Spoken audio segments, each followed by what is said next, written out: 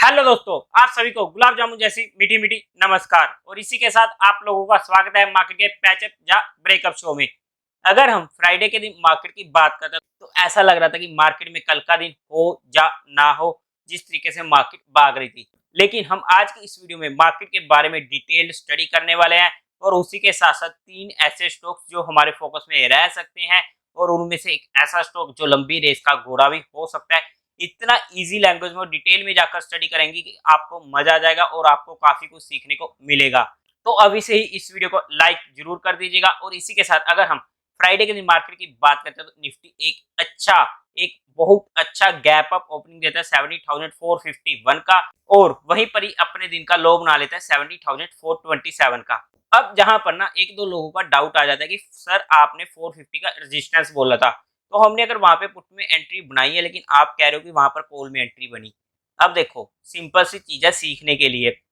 450 हमारे लिए एक रेजिस्टेंस था लेकिन मार्केट उसके ऊपर खुलती है और वहां पर मार्केट एटलीस्ट आधा घंटा सस्टेन करी उसके ऊपर, तो वो हमारे लिए बन चुका था सपोर्ट। और वहां से फिर हमारी कॉल में एंट्री हो चुकी थी जब वो हमारे लिए सपोर्ट बन चुका था और वहां से हमें एक अच्छी मूव भी देखने को मिली है। अगर बाय चांस हमारी वहां पर पुट में एंट्री बनी है तो हमारा 30 पॉइंट का स्टॉप लॉस हिट हो गया ना, बात खत्म हुई। हमारा स्टॉप लॉस हमारा रिस्क रिवार्ड रेशियो के फेवर में सिर्फ 30 से 40 पॉइंट का मैक्सिमम होता है। अगर वो हिट हो चुका है तो हमें वो लेना ही पड़ेगा। इसीलिए ही हमारा स्टॉप लॉस भी जरूरी हो जाता है। एनीवे मार्केट का हाई बनता है 70,644 का और क्लोजिंग देता है 70,594 की। एक जबरदस्त क्लोजिंग ये रहने वाली है। इसी के साथ साथ अगर हम F I D I data की बात करते हैं तो एफ आई ने 246 करोड़ की बाइंग करी है, वहीं पर डी आई ने 2000 करोड़ की बाइंग करी है। नेट में बाइंग का फिगर फिर से बढ़ा है जो हमारे लिए और मार्केट के लिए पॉजिटिव हो जाता है। अगर आप लोगों को म्यूचुअल फंड में या इंश्योरेंस सेगमेंट में कोई भी हेल्प चाहिए हो, कुछ भी ओपन करवाना हो, तो आपको डिस्क्रिप्शन में हमारी टीम का हेल्पलाइन नंबर और उसी के साथ साथ गूगल फॉर्म का लिंक मिल जाएगा। जैसे भी आपको कंफर्टेबल लगता है आप हमसे कांटेक्ट कर सकते हो और आपकी क्वेरी को जल्दी से जल्दी सॉल्व कर दिया जाएगा। अब इसके बाद हम कुछ स्टॉक्स डिस्कस करते हैं सीधा स्क्रीन पे चल के।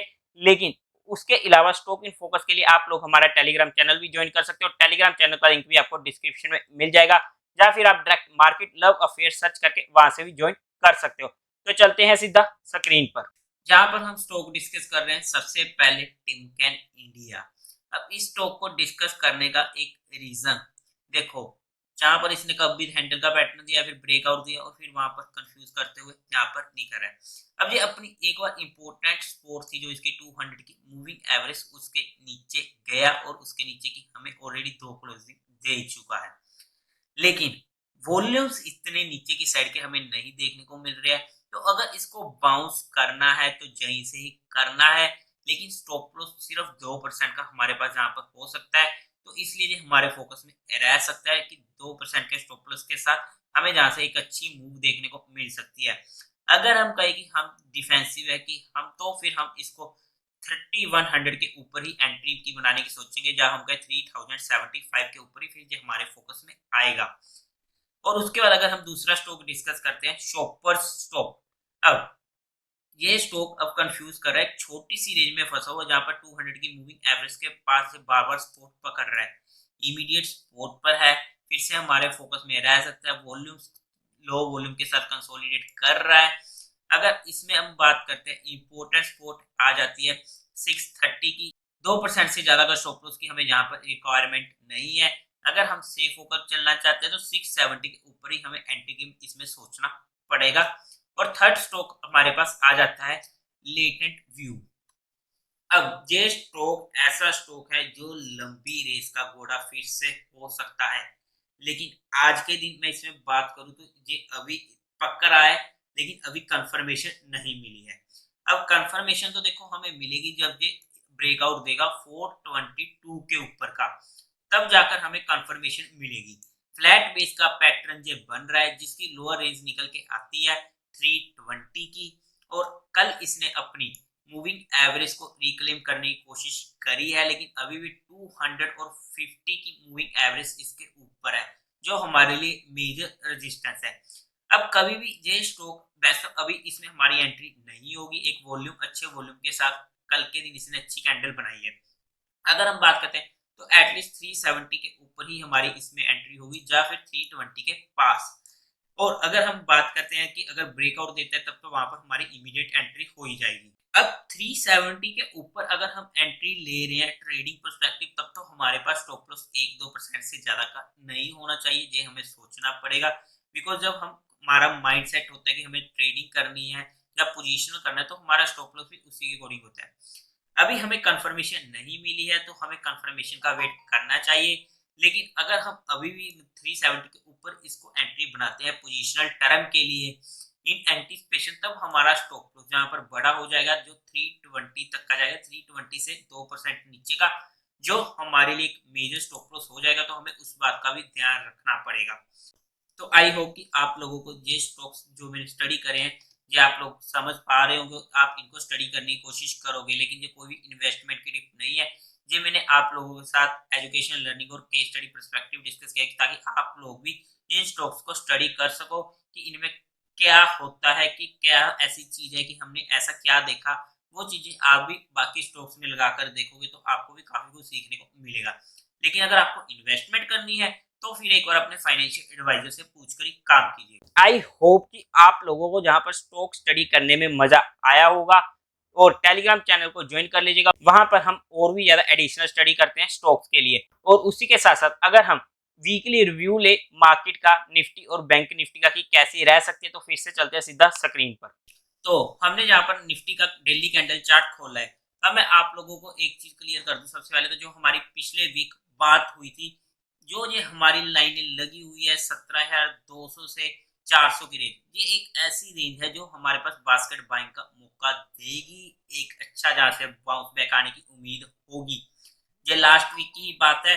एक बार लास्ट वीक की वीडियो को चेकआउट कीजिएगा, जब हर तरफ मार्केट गिर रही थी, हर कोई जहां पर शॉर्ट के लिए रेडी हो रहा था, तब आप लोगों को बोल लगा कि मार्केट में एक डेड कैट बाउंस तो एटलीस्ट आना चाहिए और वो काफी स्ट्रॉन्ग होगा। हमें इस चीज का ध्यान रखना पड़ेगा और हमें इसी मूवमेंट को कैप्चर करना है। अब मार्केट ने, मुझे नहीं पता, ये भी साथ कहा था कि मुझे नहीं पता कि मंडे को बाउंस आएगा, ट्यूसडे को आएगा, कब आएगा, लेकिन ये आना चाहिए और ये यहीं से ही आएगा। अब आप खुद देखते हो मंडे और ट्यूसडे को मार्केट ने परेशान किया और वेडनेसडे को एक स्ट्रॉन्ग बाउंस आया, लेकिन थर्सडे को सिर्फ एक्सपायरी की वजह से जहां पर मार्केट प्रेशर में रही है, और फ्राइडे को तो क्या ही बूम पटाखा जहां पर हमें होते हुए देखने को मिला है। सॉरी, जहां पर ये चीजें आ रही है मुझे नहीं पता लग रहा कि इसे कैसे हटाऊं, कोशिश कर चुका हूं, इसे मैं बाद में देखूंगा। तो अब आगे की बात करते हैं। देखो, जो ये रेंज थी जहां पर हमने बात करी थी बास्केट बाइंग की या फिर काफी स्टॉक्स की, जो आप लोगों के साथ टेलीग्राम पर ओपनली भी डिस्कस हुए हैं और उसी के साथ साथ यूट्यूब पर भी आप लोगों के साथ काफी शेयर डिस्कस किए हुए हैं कि वहां पर ऐसे स्टॉक्स हमारे फोकस में रह सकते हैं। तो वो जो रेंज थी एक हमारे रिस्क रिवार्ड रेशो के फेवर में, वो तो अब हमारे फेवर में नहीं रही है। कहने का मतलब कि देखो, पहले तो मार्केट जहां पर डाउन ट्रेंड में आ चुका था, जैसे इसने इसका अंडरकट को तोड़ा और फिर जहां पर मार्केट ने एक बॉटम बनाया और 3 दिनों तक इस बॉटम को नहीं तोड़ा, तो मार्केट फ्राइडे को न्यूट्रल में आ चुका है। अब मार्केट अप ट्रेंड में अभी नहीं आई है, तो हमें उसके लिए वेट करना पड़ेगा अप ट्रेंड में आने का। उसके लिए हमको चाहिए एक फॉलो थ्रू डे, जैसे कि फ्राइडे के दिन का हमें एक अच्छा दिन मिला है ना, उसी तरीके का एक और अच्छा दिन हमें मार्केट में चाहिए, तो मार्केट अप ट्रेंड में आएगा, तो वहां पर हम इजीली टेंशन फ्री होकर काम कर सकते हैं। लेकिन न्यूट्रल ट्रेंड मार्केट में भी हमें थोड़ी बहुत प्रॉफिट बुकिंग तो देखो करनी ही पड़ेगी हमारे टारगेट अचीव होने के साथ साथ। लेकिन अब जहां पर थोड़ा सा सिनेरियो अलग है, क्योंकि हमने एक अच्छी जगह पर बाय किया है। सबसे पहली बात तो देखो, हम दोनों पॉसिबिलिटीज लेके चलते हैं, क्योंकि हमें नहीं पता रियलिटी में कि मार्केट ऊपर जाएगी नीचे जाएगी। हम जहां पर डाटा को देखकर एनालिसिस करते हैं, चार्ट्स को देखकर एनालिसिस करते हैं कहां पर जा सकते हैं सभी फैक्टर्स को लगाकर, लेकिन एट लास्ट में मार्केट ही अपनी चाल चलती है, तो हमें उस चीज का भी ध्यान रखना पड़ता है। इसलिए हम दोनों पॉसिबिलिटीज की बात करते हैं। तो जहां पर जो मेरी दूसरी पॉसिबिलिटी है जिसके अब चांसेस कम है, तो हमारी जहां पर जितनी भी एंट्री हुई है एटलीस्ट हमारा जो उसे लॉस में हम नहीं जाने देते, क्योंकि जो लोग भी हमारे साथ पुराने जुड़े हुए हैं उन सभी को पता है कि हमें अगर किसी भी चीज में एक अच्छा प्रॉफिट हो जाए तो फिर हम उस चीज को लॉस में एटलीस्ट नहीं जाने देते। तो अब ये हमारे पास एक स्टॉप लॉस का एरिया बन चुका है, अगर हमने जहां पर एंट्री की है। अगर नहीं की है तो अब पछताए क्या हो जब चिड़िया चुग गई खेत, क्योंकि जहां पर हमें मौका दिया और उस थर्सडे को भी हमें एक बार मौका दे चुकी थी मार्केट। बिल्कुल उसी जगह पर नहीं दिया, लेकिन हाँ उससे 50-70 पॉइंट ऊपर हमें मौका मिल चुका था। और अब अगर हम करते हैं दूसरी बात, जो हमारी पहले बात हुई थी कि ये ऐसी रेंज है जब इस बार बाउंस आएगा तो ये लंबा बाउंस जा सकता है, तो हमें उसके लिए तैयार रहना पड़ेगा। इस बार के बाउंस को हम छोटा नहीं मान सकते हैं। ये बाउंस एक ऐसा खींच के लेके जा सकता है ऊपर की साइड, तो हमें ध्यान में रखना पड़ेगा। लेकिन इस जो हमारा ये पहला केस है कि ये बाउंस लंबा हो सकता है, अब इसमें आगे ना दो चीजें आ जाती हैं। अब दो चीजें कौन सी आ जाती हैं कि जैसे तो एक मार्केट जैसे यहाँ पर इसने क्लोजिंग दे दी है जहां से सीधा ऊपर को खींच के ले जाए, बिना किसी चीज को रुकावट के, भाई रिट्रेस करने की जरूरत ना पड़े, बस सीधा सीधा खींच के ले गया जहां पर जिन्होंने एंट्री बनाई थी ओके है। और दूसरा क्या होता है कि अगर हम दूसरे रीजन की बात करते हैं तो वो आ जाता है हमारे पास, एक सेकंड,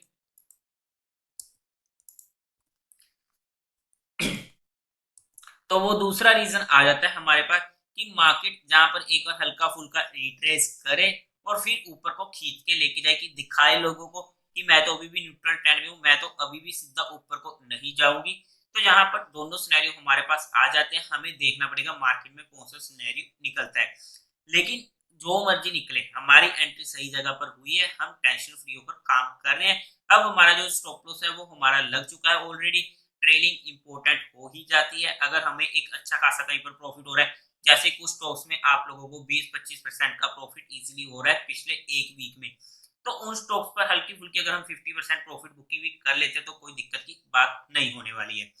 अब जहां से अगर मार्केट हम करेगी बात कहां तक जा सकती है, तो जो ये 17,800-900 की रेंज है ना, जहां पर तो मार्केट हमें इजीली पहुंचती हुई दिख सकती है, तो हमें इस चीज को ध्यान में रखना पड़ेगा कि 17,800 से 900 की रेंज एक ऐसी रेंज है जहां पर तो मार्केट जानी तो चाहिए, एक बार वहां तक तो जानी ही चाहिए जैसे ये निकली है। उसके बाद मार्केट थोड़ा अगर कंफ्यूज करती है या उसके ऊपर सीधा निकलती है, वो हमें मार्केट में देखना पड़ेगा। लेकिन जिस तरीके की जो मार्केट अब बन रही है ना, एक अच्छा बेस बनाया है, उसके बाद हमें एक अच्छा दिन भी देखने को मिला, तो वहां पर हमारे पास ज्यादा चांसेस अब पॉजिटिव के ही है। लेकिन इसका मतलब ये नहीं है कि हम कहीं पर भी कैसे ही बाय कर लेंगे। या तो अब हमें मार्केट में को अप ट्रेंड में आने का वेट करना पड़ेगा, अदरवाइज अगर हमारी जहां पर एंट्री है फिर तो हम टेंशन फ्री हो ही चुके हैं। अब बिना फालतू में हम बीच में तो एंट्री बनाएंगे नहीं। तो यही है हमारी डिस्कशन। अगर हम बात करते हैं निचले लेवल्स की, क्योंकि हमें तो दोनों साइड्स की बात करनी है, तो अगर ये लेवल कटता है अब की बार, तो हमारे पास जो निचला लेवल आ जाता है, आप लोगों के साथ लास्ट वीकली वीडियो में बात हुई थी 16,950 का, हमें उसको देखना पड़ेगा। कि आप लोगों से क्वेश्चन भी पूछा था, वो मुझे बताइएगा कि वो कौन सी ऐसी मूविंग एवरेज है जिसकी वजह से मैं उस लेवल पर मैं काफी ज्यादा जोर दे रहा हूँ। तो उसको अभी भी वो आप लोगों के लिए क्वेश्चन रहने वाला है। 16,950 के लेवल को चेक करके मुझे बता दीजिएगा। हाँ, हो सकता है जहाँ पर ऊपर नीचे हल्का फुल्का हो चुका हो, लेकिन वो आप लोगों का एक होमवर्क अभी भी रहने वाला है। तो अब बैंक निफ्टी की बात करते हैं। ये मैंने बैंक निफ्टी का चार्ट खोल दिया है। मुझे नहीं पता ये लाइंस कैसे हट चुकी हैं, तो उसके लिए आई एम सॉरी, लेकिन मैं आप लोगों के लिए सेम कट कॉपी पेस्ट वाली लाइंस बना देता हूँ। अदरवाइज आप लोग पुरानी वीडियोस में जाकर चेक कर सकते हो कि आपको पता लग जाएगा कि कहाँ कहाँ लाइनें बनी हुई थी। तो ये तो थी हमारा रेजिस्टेंस 42,000 का, जो आप लोगों के साथ बार बार डिस्कशन हो रहा था कि ये हमारे पास इंपॉर्टेंट रेजिस्टेंस है। और मार्केट बैंक निफ्टी अगर हम बात करते हैं यहीं से ही रिवर्स लिया था। और अगर मैं स्पोर्ट की भी बात करता हूँ, क्योंकि हम बैंक निफ्टी में मेजर स्पोर्ट्स वगैरह की बात करते हैं, क्योंकि बैंक निफ्टी में हमें अगर ऑप्शंस में काम करना है तो वॉलेटिलिटी काफी ज्यादा देखने को मिल सकती है, तो उस वजह से हम और इंट्राडे बेसिस पर इसे डिस्कस नहीं करते हैं। तो अब आप लोगों के लिए ये इंपॉर्टेंट स्पोर्ट होगी थी कि बैंक निफ्टी इंपॉर्टेंट स्पोर्ट पर खड़ा है, इसे बाउंस देना है तो यहीं से ही देना पड़ेगा। ये हमारी बात हुई थी, वो मार्केट ने एग्जैक्ट वहीं से बाउंस देता देता सीधा ऑलरेडी 41,000 के ऊपर चला गया है। हमें वहां से प्रोक्स 1500 पॉइंट की मूवमेंट मिल चुकी है। अब अगर आप कहोगे हमें तो इस वीक की ही उठानी है, तो वो वहां पर हमारे लिए दिक्कत हो जाती है। बिकॉज जैसी जो मूव है एक दो दिन हमें परेशान कर सकते हैं, इसलिए हम एक वीक के लिए ऑप्शन बाइंग में काम जहां पर नहीं कर सकते जब ऐसी रेंज पे आ जाता है, अगर हमें बड़ी मूव कैप्चर करनी हो। वैसे तो ये ऐसी रेंज आ जाती है जहां पर हम इजीली पुट सेलिंग कर सकते हैं एक छोटे से स्टॉप लॉस के साथ। और अगर हम अब बात करते हैं जिस तरीके से जेनी कर रहा है, अब 42,000 इसके लिए फिर से एक रजिस्टर्स का काम करना पड़ेगा। अगर मार्केट एक बार हल्का फुल्का ट्रेस करने को हुआ, जिसकी हमने प्रोबेबिलिटी बताई थी कि अगर ऐसा भी हो सकता है कि एक लोगों को दिखाए कि मैं तो नीचे ही जाऊंगा, तो वहां पर तो ऐसी एक रजिस्टेंस की जरूरत पड़ने वाली है जहां से मार्केट एक बार रिवर्स होने के चांसेस दिखाएगा और इसकी रजिस्टेंस मानते हुए इसकी इज्जत करेगा और वहां से हल्का फुल्का नीचे आएगा और फिर वापिस ऊपर को खींच के ले जाएगा। तो ये हो चुका है बैंक निफ्टी और ये हो चुका है हमारा निफ्टी, हमने दोनों को डिस्कस कर लिया। आई होप कि आप लोगों को ये चीजें समझ में आ चुकी होंगी। तो आई होप कि आपको जहां पर भी पूरा का पूरा मजा आया होगा, और अगर मजा आया है तो वीडियो को लाइक कर दीजिएगा और साथ ही साथ शेयर जरूर कर दीजिएगा। और उसी के साथ साथ अगर हम इंट्राडे बेसिस पर बात करते हैं कल के लिए लेवल्स की, तो हमारे पास इमीडिएट जो रेजिस्टेंस निकल के आता है 70,700 का। और अगर हम सपोर्ट की बात करते हैं, इमीडिएट सपोर्ट आएगी 70,550 की और मेजर सपोर्ट आएगी 17,400 की। लेकिन अगर मार्केट जिस तरीके से एक दो दिनों से भाग रहा है, अगर मंडे का दिन शांति से निकल जाता है, बिकॉज हमारे पास ट्यूसडे की मार्केट में छुट्टी रहने वाली है, जहां पर हमारे पास होली एक ऐसा त्योहार, रंगों का त्योहार, जहां पर हर कोई रंग बिरंगा हो जाता है, तो वो आ रहा है जिसकी वजह से हमें मार्केट में छुट्टी होगी। तो वहां पर एक दिन के लिए अगर मार्केट मंडे के दिन शांत रह जाता है तो दिक्कत की बात नहीं है। तो देवी और सज्जनों, उम्मीद है आप लोगों को ये वीडियो अच्छी लगी होगी, तो इस वीडियो को लाइक कीजिएगा, शेयर कीजिएगा और साथ ही साथ चैनल को सब्सक्राइब करें। Thank you very much.